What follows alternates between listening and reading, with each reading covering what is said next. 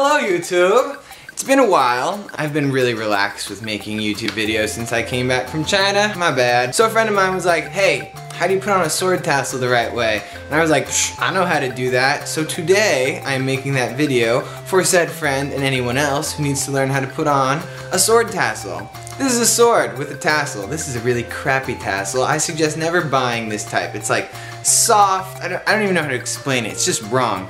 But this type of tassel, which I brought back for my students as a present from China, is amazing. It's like harder, it doesn't fall apart, it spins really well, it's freaking majestic. That's the only way I can explain it. So the things that you're gonna need today for said tutorial are a sword of some sort. I suggest a compulsory sword, which this is not. Athletic tape, paperclip, and said tassel, the good type. Not the bad type, unless you want to put on a crappy sword tassel and then it'll just fall apart and you'll have to fix it again for the second time, like I'm doing. Alrighty. First things first, in the tassel there's this little knot which you're going to need to get out. This fancy knot is beautiful yet annoying. Two ways to do it. You could take out this knot on the bottom of the tassel ball here and pull it through, but then later on you're gonna have to figure out a way to get this string back through to the other side. It's probably the easier way to go, but I kind of enjoy fiddling with this, but it is hell, I promise. But it's kind of fun to do. It's a moving meditation, if you will. So I've decided to do it the lazier way for video purposes. There are these two little balls on it, which you can keep or not keep. Beads, balls, whatever. We have a lot of balls we're dealing with today. So you just kind of feed the end through and undo the knot. I trust you guys to be able to do this. So once the knot is undone, you can add the balls back onto it in the right order because you don't want your balls to be mixed up. Not all tassels are going to have fancy beads on them. If you do have beads on them, I think it's nice to keep on because they look kind of cool and they add a little extra weight to the end of the sword, which is a good thing for keeping it spinning. And this is where the fun begins. You have to fit this frayed end into this little... Okay, it's gonna happen at some point. It's probably not gonna happen while the video's on, but it's gonna happen. This paper clip to stick this thread back through this hole. And it'll take a little while, but you can do it. Oh, see, it's going right through.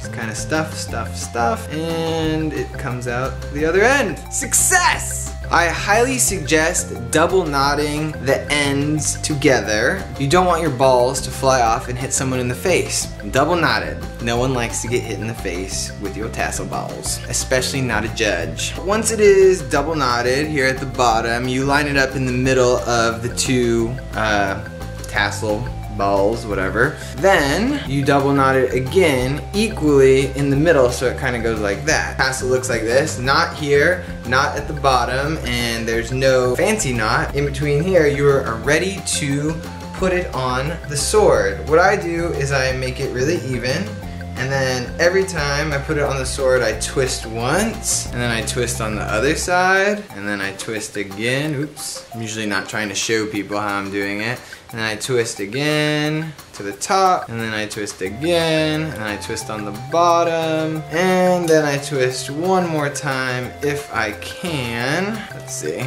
Perfect. And you want this string to line up just at the end here. It actually worked perfect. It would be nicer if it was just a little bit longer, which I'll kind of pull to stretch it down. You want this ball right past this sword bracket, which kind of holds the whole thing together. You're gonna need to hold it all together, and I kind of already have my tape pre-ripped. I would say this is like what, like a and you're gonna use that to wrap around this one time first, because sometimes this is sharp and this will get rubbed thin. It'll cut it straight through, so you want to make sure that any sharp edges on this bracket are covered, and then you guys can see this, you start wrapping the tape around here and holding this like this. Yes, just like that. A few times. Oh, it's ripping really small. That's okay.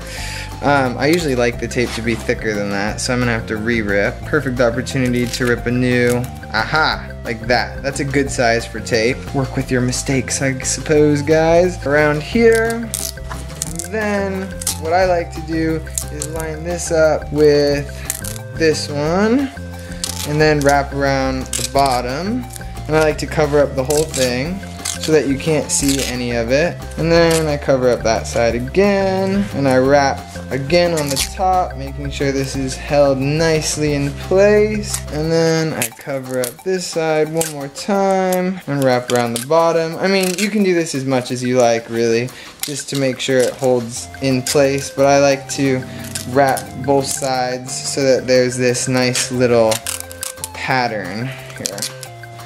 Now that I'm done, I can show you said pattern along this, and then I like to do the other side as well, just so it kind of matches and looks cohesive. And that is how you put on a sword tassel. There we go.